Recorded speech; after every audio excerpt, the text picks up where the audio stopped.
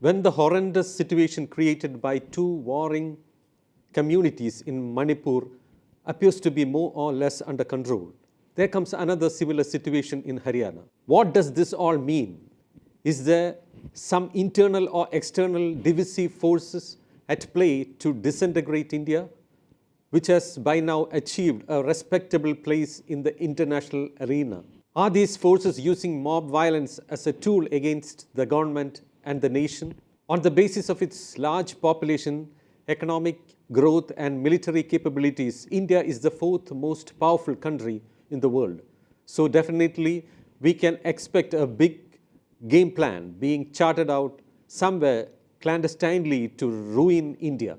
So central and state governments will have to be extremely alert and take effective measures to put down riots, especially communal riots, before they flare up. On Monday, 3 people, including 2 home guards, were killed and at least 15 others, including several police officers, were injured after clashes broke out during a religious procession in Haryana's Nuh district.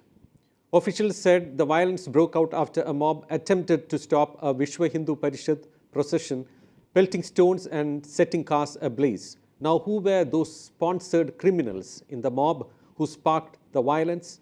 This is the most significant thing that the police will have to find out. About 2,500 men, women, and children at a Shiva temple were evacuated by the police. These apparently included devotees and those who had taken shelter there as clashes broke out between the two groups. As news of the violence in Muslim-dominated Nuh spread, mobs in the adjoining Gurugram districts Sona set ablaze vehicles and a shop apparently belonging to the people from the minority community. Police lobbed tear gas shells to disperse crowds. Tension gripped the area and prohibitory orders were clamped in the entire district.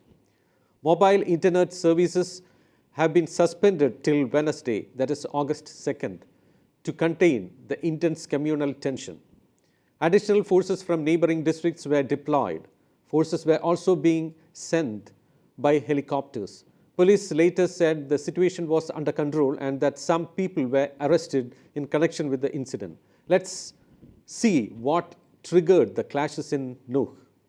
According to the police, Vishwa Hindu Parishad's Bridge Mandal Jalabhishek Yatra was stopped by a group of young men near Kedla Mode in Nuh.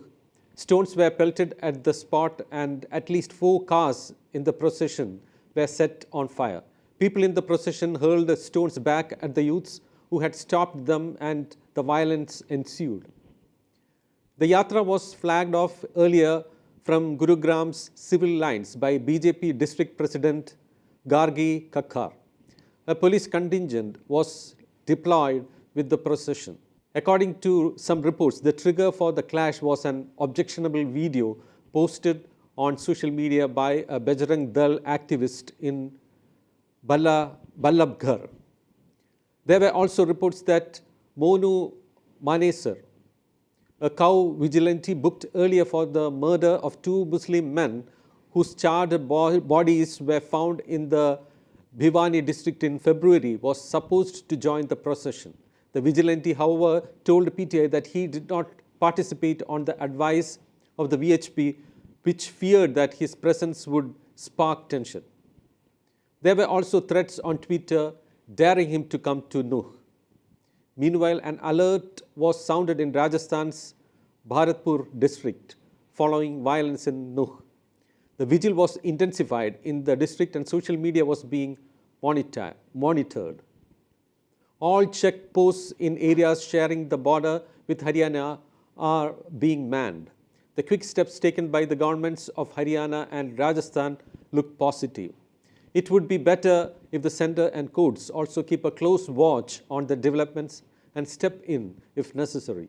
Moreover, people in the communally sensitive areas should be made aware about the need for maintaining the communal harmony, for the integrity of our nation, and for the well-being of the people.